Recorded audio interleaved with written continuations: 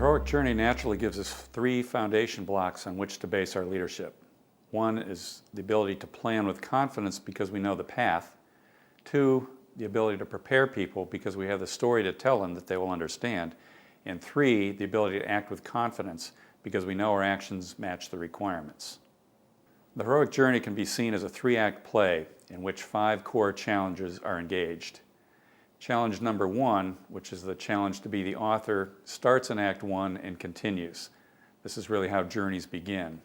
There are 4 ways that heroic journeys can begin, and they're very different. We can, 1, heed a call. We can be thrown into a journey.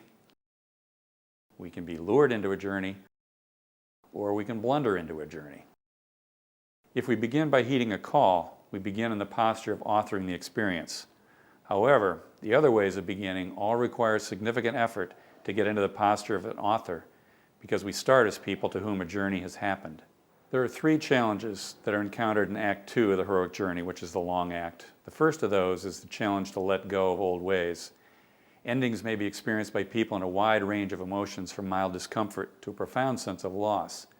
Endings can also come in many forms, from roles and relationships to how work is done and the competencies required.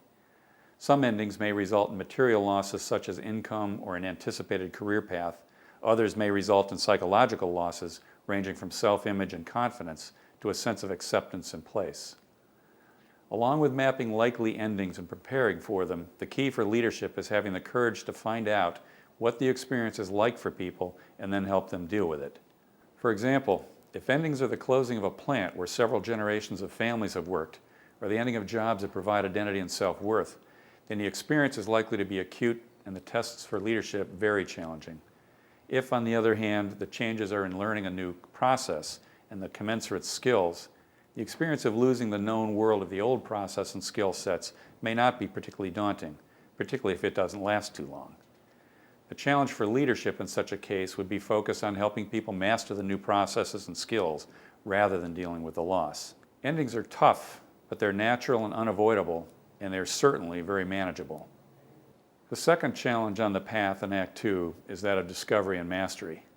Now, mastery is very often the most deceptive challenge. In many journeys, it is the challenge that claims more victims than any other. Learning and mastery can be exciting, and they can be difficult and frustrating. The process can lead to the joy of higher levels of understanding and capability, but it can also entail periods of confusion, awkwardness, doubt, and diminished capacity. A great deal of learning begins. Much that begins is sidetracked, deserted, or rejected along the way, which is why so many well-planned journeys become major disappointments. One barrier is simply how much attention, effort, and discipline it takes to master new ways. Part of the difficulty is that mastery is competing with ongoing operations for that attention and effort. That often feels like rebuilding the plane in flight. Much of the challenge is having the emotional competency to deal with the unknown, the energy requirements and inevitable setbacks and dips in performance that are natural to the mastery process over an extended period of time. While heroes may be thrown into journeys, they don't get thrown into mastery. Mastery requires commitment and perseverance on the part of the individual and requires an environment that supports the mastery process. The job of leadership is to teach people about this process and what to expect, as well as provide the resources, modeling, and encouragement to hold the course and not give up. The fourth challenge, which is the third one encountered on the path in Act 2, is managing the uncertainty that we experience in between the endings and the beginnings. This is the land where a good deal of letting go or endings has happened, but new ways have not fully taken their place. The new known world has simply not yet overtaken the unknown of the journey in Act 2. This in-betweenity is characterized by a set of dynamic tensions. These dynamic tensions are not to be avoided, but rather understood and managed. There are a lot of these dynamic tensions, but the top ones seem to be the tension between the known and the unknown, between a sense of order and disorder, between having a sense of place or being displaced, connection versus disconnection, hope versus doubt, excitement versus anxiety, having a sense of meaning versus a lack of meaning, being oriented versus disoriented, and having a sense of integration versus things are just disintegrating. The challenge for us as leaders is to respect these dynamic tensions, manage our own reactions to them, and help others manage their experience as the journey progresses and the dynamic tensions work toward some sense of final resolution. Act 3 of the heroic journey presents us with the fifth challenge, which is to finish strong. Now, this one can be the most difficult part of the journey. This is partly due to the reactions of others to the changes achieved on the journey, and partly due to the need to reorder our organization and its place in its environment to fit the changes that have been achieved. The hard-won individual, organizational, or community changes can be surprisingly vulnerable for a period of time.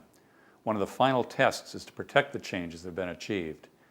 Successful change creates a ripple effect, which means that other people and groups may be affected in significant ways.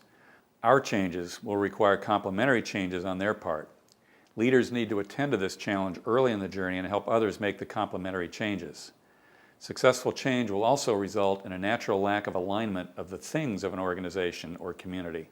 The things have to do with structure, processes, technologies, policies, the non-human aspects. Similarly, it will also require attention to the attunement of the people of the organization or community. Some pieces just won't fit, and it will take time to integrate the changes and regain that fit. Leadership has another task in completion, and it requires a good deal of leadership discipline.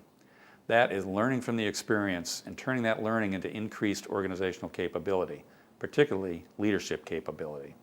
If we've led the journey well, we will have developed new leaders, and they need to be acknowledged and deployed.